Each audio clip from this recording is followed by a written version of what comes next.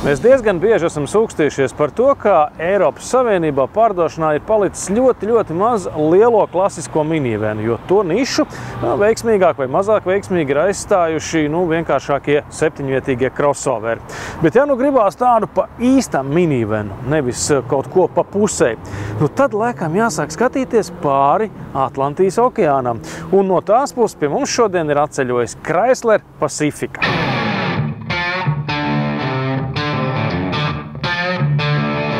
5-metrīgais minivens ir pilnībā certificēts tirdzniecībai Eiropas Savienībā.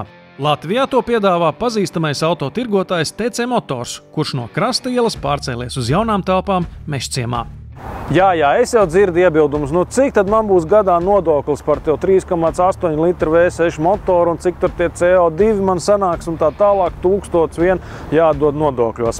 Jā, līdz šim tāda problēma ar lieliem amerikāņu miniveniem patiešām bija, taču reizē ar faceliftu Chrysler Pacifica ir parādījies arī plug-in hibrīds. Jā, lādējamies hibrīds, reku mums ir priekšējā spārnā kontaktlīgas, tur vajadzīgi pārēji. Automašīna ar elektrību vien var nobraukt 50 km, bet tas šajā gadījumā nav svarīgākais, jo CO2 izmeši ir daudz mazāk, un tad gadā nodokļos šis automobils izmaksās daudz mazāk nekā vienkārši benzīna versija.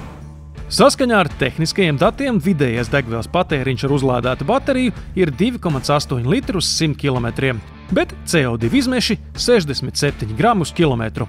Tas gan nav lādējamo hibrīdu rekords, taču ņemot vērā, ka Pacifica hibrīdam atstāts tas pats 3,6 litru V6 pentastāra dzinējs, rezultāts tiešām nav slikts. Šī ir vislabāk aprīkotā Chrysler Pacifica versija, un te, protams, itin visam, ko varam iedomāties, ir elektropievads, un paskatieties, kas pa salonu. Tā kā septiņvietīgam Bentleyam, ja Bentleyam būtu minivens, tad droši vien izskatītos diezgan līdzīgi. Rekās tas pilventiņš uztaisīts ar ādas apšu, eleganti. Hibrīdam ir arī savi ierobežojumi. Piemēram, tam vairs nevar būt pilnpiedziņa kā amerikāņu benzīna modelim.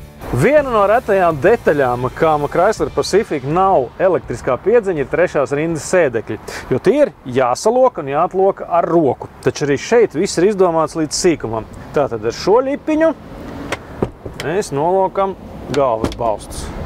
Savukārt pavākot aiz šīs, sēdekļi gluži kā uz burvju mājienu paši pazūd grīdā. Uzlādes kabeles ievietots parocīgā somā, kas savukārt paslēpta elegantā aizveramā plauktā. Salons un vadītāja vieta, protams, ir pilnīgi cita un pie mums pa daļai aizmirsta pasaule. Piemēram, atslēga. Saskaitīsim, cik te ir pogas. 1, 2, 3, 4, 5, 6, 7. Ir vēl arī poga Panic, kas laikam ir domāta gadījumiem, kad jūs krītat panikā, jo jau vairs nespējat pie tā milzīgā molu, jeb supermarketa atrast savu Chrysler Pacifica. Paskatīsimies, ko citu. Mērskālu panelis gan nav daudz mainījies. Tur ir pārsvarā analogie rādītāji un ar tādu, zināmā mērā, komiksu apgaismojumu. Šis gan ir jauns. Ekrāns ir pilnīgi jauns, tam ir cita izšķirtspēja, droši vien, ka arī ātrāks procesors, un droši vien, ka tas savienojās ar visām iespējamām viedierīcēm. Pārnesumā mēs ieliekam ar grozām kloķi. Tas tagad amerikāņu automašīnās ir stipri modē. Šī daļa ir klasiskā, tātad viss klimats ir ar podziņām.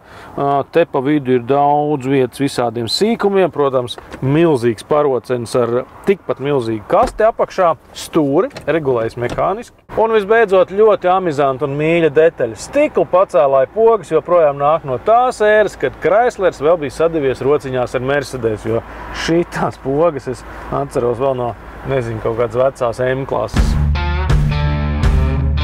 Amerikā Pacifica var būt arī 8-vietīga. Šeit ir 7 sēdvietas. Kad automobils pamatā ir apgūts, tad, protams, paliek laiks arī parakāties multimēdiju sistēmā, un ko tik viss tur nevar atrast. Piemēram, skaņa.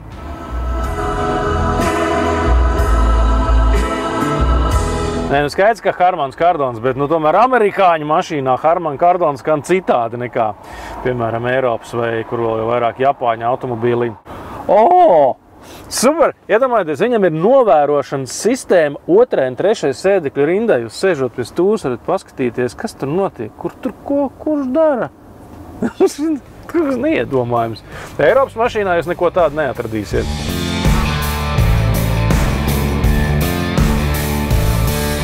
Vispār jau ir grūti uzbūvēt komfortablu lielu automašīnu lai mēs nejustos pie tās stūras kā autobusu vadītāji, un lai tas auto arī būtu tāds daudz maz manevrēt spējīgs ne tikai Amerikas pilsētās, bet arī mūsu šaurajās ielās. Un vispār man šķiet, ka Chrysler tas izdevies, jo, lai gan Pacifica ir garš automobīls, nav tāda sajūta, ka tas aizmugurējais stikls atrodas kaut kādā vispār citā automobīlī. Pilnais garums ir pat vairāk nekā 5 metri. Interesanti, ka hibrīds aprīkots ar amerikāņu minivenos reti sastopamo ECVT variātoru.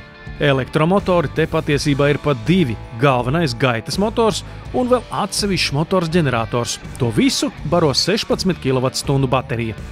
Kā jau teicu, lai uzlādētu Chrysler Pacifica plug-in hibrīda baterija, ir nepieciešama pārējie pārveidotais, tāpēc, ka standarta automašīnai tā saucamais Type 1 ir pirmā tipa lādētājs, kuram otrā galā ir kontaktdakš, kas domāts 120 voltu tīklam. Un ziniet, kāds ir iegūms? Amerikā tā baterija būtu jālādē, stundas 10. Toties pie mums, ar visu pārveidotāju, kurš noteikti pa vidu kaut ko apēd, baterija ir pilna 2 stundās. Un tad jūs atkal varat 50 km nobraukt ar elektrību vienu. Pateicoties laminētiem sānu stikliem un diezgan augsta profila riepām, Chrysler Pacifica hibrīds ir arī diezgan kluss. Protams, ka Chrysler Pacifica, tāpat kā citām amerikāņu automašīnām, ir dažas īpatnības, pie kurām ir vai jāpierod, vai kuras tā arī neiepatiksies. Man, piemēram, nepatīk tie amerikāņu tipi plakanie spoguļi. Tātad kreisās puses spogulis nav sfērisks, tas ir tipiski amerikāņu mašīnām. It kā var labāk novērtēt to attālumu, bet te pašā laikā tajā spogulī var redzēt 2 reizes mazāk nekā tad, ja viņš būtu izliekts. Un tad es jau pamanīju, tad, kad mans kolēģis brauc ar mašīnu, man pa priekšu šausmīgi mazi pagriezienu signāli, tik lielam šķūnim, tad 2 mazas diodītes katrā pusē, spilgtā saulē vispār gandrīz neko nevar redzēt.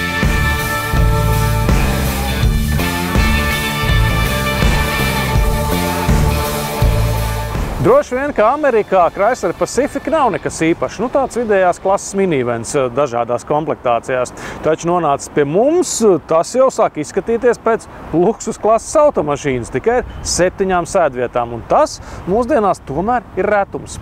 Tiesa gan cena arī vēl tajā laikā, kamēr mašīna tika pāri okeānam, ir izaugusi līdz 85 000 eiro, kas ir iespaidīgs cipars. Taču paskatieties, cik maksā vācu miniveni. Tas pats jau apmēram arī ir.